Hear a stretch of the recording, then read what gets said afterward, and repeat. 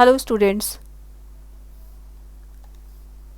आज की वीडियो में हम सीखेंगे परम्यूटेशन और कॉम्बिनेशन का क्या मतलब होता है। स्टूडेंट्स, पहले मैं आपको कॉम्बिनेशन के बारे में कुछ चीज़ें सिखाऊंगी। कॉम्बिनेशन का मतलब है selection of some objects. Combination का मतलब है selection of some objects, selection of some objects जहाँ पर अरेंजमेंट मैटर नहीं करता, मतलब irrespective of their arrangement. Again मैं आपको बता रही हूँ, कॉम्बिनेशन का मतलब है selection of some objects irrespective of their arrangement. मतलब कुछ ऑब्जेक्ट्स को सेलेक्ट किया जाएगा लेकिन उनका अरेंजमेंट मैटर नहीं करेगा। अब कुछ एग्जाम्पल यहाँ पर सीखते हैं। ए, बी और सी तीन ऑब्जेक्ट्स कंसीडर किए गए हैं। तो कहने का मतलब है कॉम्बिनेशन ए, बी एंड सी। सो कितने कॉम्बिनेशन यहाँ पर बनाए जा सकते हैं? एक कॉम्बिनेशन होगा ए बी, दूसरा कॉम्बिनेशन होगा ए सी और तीसरा कॉम्बिनेशन होगा B and C. This and this. जैसे हमने सीखा selection of some objects irrespective of their arrangement. अब यहाँ पर in the case of combination आप ए बी लिख रहे हैं या बी ए लिख रहे हैं, डज नॉट मैटर, इनका अरेंजमेंट मैटर नहीं करेगा। सो ये एक बहुत ही सिंपल सी चीज़ है रिगार्डिंग कॉम्बिनेशन। एक और एग्जांपल लेते हैं, ए, बी, सी और डी। यहाँ पर भी ए, बी, सी और डी कुछ ऑब्जेक्ट्स प्रोवाइड किए गए हैं। तो कितने कॉम्बिनेशन बनाए जा सकते हैं? कितने कॉम्बिनेशंस बनाए जा सकते हैं? तो ए, बी, बी, सी, पहले हम ए से ही फॉर्म करते हैं combination A B, A C, A D. उसके बाद B C, B D and then C D. तो कितने कॉम्बिनेशन फॉर्म किए जा सकते हैं इन चार ऑब्जेक्ट से? 1, 2, 3, 4, 5 एंड 6। तीन ऑब्जेक्ट से कितने कॉम्बिनेशन बनाए जा सकते हैं? 1, 2 एंड 3। एक और एग्जांपल डिस्कस करूंगी। अगर ए, बी, सी और डी कुछ ऑब्जेक्ट्स प्रोवाइड किए गए हैं, अब यहाँ पर हमें कॉम्बिनेशन क्रिएट करने हैं, लेकिन कंडीशन है take 3 objects at a time. मतलब एक साथ हमें 3 ऑब्जेक्ट्स को लेकर कुछ कॉम्बिनेशन क्रिएट करने हैं। So for example A, B, C, ये पहला कॉम्बिनेशन होगा। उसके बाद A, B, D second combination, फिर B, C, D third combination और लास्ट में ए, सी एंड डी। सो जब हम 3 ऑब्जेक्ट्स को एक साथ ले रहे हैं आउट ऑफ 4 ऑब्जेक्ट्स, तो कितने कॉम्बिनेशन फॉर्म किए जाएंगे? 1, 2, 3 एंड 4। अब स्टूडेंट्स, हम बात करेंगे क्या डिफरेंस है कॉम्बिनेशन और परम्यूटेशन में। सो हमारी नेक्स्ट हेडिंग यही है, difference between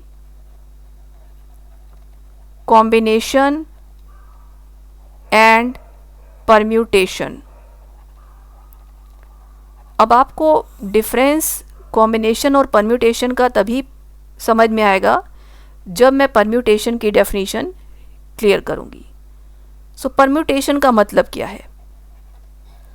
permutation is also, in the permutation also a group is formed, group of objects is formed, group of objects or I mean to say group is formed. लेकिन यहाँ पर permutation के aspect में arrangement matters, arrangement matters मतलब group of objects form किया जाएगा लेकिन arrangement matter करेगा। इसका मतलब क्या है? बहुत सिंपल सा मतलब है, ए बी और बी ए ये क्या है? कुछ ऑब्जेक्ट का ग्रुप फॉर्म किया गया है, ये डिफरेंट परम्यूटेशन हैं। ये स्टूडेंट्स डिफरेंट परम्यूटेशंस हैं लेकिन only one combination, this is only one combination, only one combination A B, क्योंकि कॉम्बिनेशन में अरेंजमेंट मैटर नहीं करता है बट परम्यूटेशन में अरेंजमेंट मैटर करता है। उसके बाद एक और example we will discuss. 3 objects एक साथ कंसीडर किए गए हैं, A B C, A C B, B A C, C A B, B C A, C B A. अब मैं यहाँ पर क्या डिस्कस करना चाहती हूँ?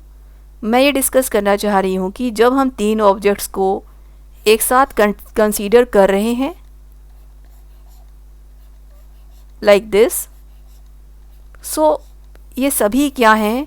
डिफरेंट परम्यूटेशन फॉर्म करेंगे। All these are 6 different permutations. लेकिन अगर कॉम्बिनेशन की बात की जाए, so this is only one combination. So I think students all of you are getting it very well. Thereafter, some examples. Okay, before examples, formula. Students, अगर आपको n objects में से r ऑब्जेक्ट सेलेक्ट करने हैं तो इसका formula है factorial n upon factorial r into factorial n minus r। और अगर स्टूडेंट्स आपको n ऑब्जेक्ट्स में से r ऑब्जेक्ट्स अरेंज करने हैं तो factorial n upon factorial n minus r। So students ये जो फॉर्मूला है ये कॉम्बिनेशन के रिगार्ड में दिया गया है और ये फॉर्मूला परम्यूटेशन के रिगार्ड में प्रोवाइड किया गया है। इसके बाद एक एग्जाम्पल डिस्कस करते हैं on the basis of combination. Example is like evaluate 11C4। So students हम इसमें ये फॉर्मूला अप्लाई कर सकते हैं factorial 11 upon factorial 4 upon factorial 11 minus 4, मतलब factorial 11 factorial 4 upon factorial 11 minus 4 means factorial 7।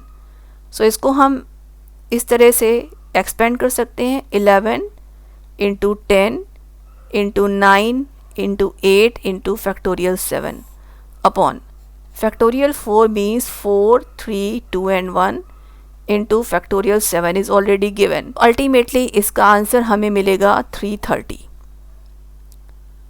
उसके बाद स्टूडेंट्स एक और क्वेश्चन मैं डिस्कस करना चाहूँगी on the basis of combination and permutation. If NPR is 720 और NCR is 120, सो हमें R की वैल्यू फाइंड करनी है। पहले हम यहाँ पर NPR का फॉर्मूला लगाते हैं, या समझिए ये इक्वेशन 1 है और ये इक्वेशन 2 है। सो NPR का मतलब है factorial n upon factorial n minus r, और ये इक्वल है 720 के। NCR का मतलब है factorial n upon factorial r into factorial n minus r, और ये इक्वल है 120 के। सो स्टूडेंट्स, अगर हम ये वैल्यू यहाँ इस प्लेस पर यूटिलाइज करें तो ऑब्वियस हमें कुछ अपडेटेड वैल्यू मिलेगी। सो इस वैल्यू को यहाँ यूटिलाइज करने पर हमें 720 अपॉन फैक्टोरियल r प्राप्त होगा, which is equal to 120, and here we can write factorial r is 6, और हम जानते हैं कि 6 फैक्टोरियल 3 के इक्वल है। सो अल्टीमेटली यहाँ पर हमें r की वैल्यू 3 प्राप्त हो जाएगी। सो स्टूडेंट्स, इस पर्टिकुलर वीडियो में मैंने आपको ये सारी डिटेल्स मोस्टली हिंदी में समझाने की कोशिश की है, not exactly but mostly. So I hope कि आपको ये कॉन्सेप्ट क्लियर हुआ होगा। ये पार्ट 1 है इस सीरीज़ में। So I hope this particular topic will be very much helpful in your studies. Thank you so much for watching this video.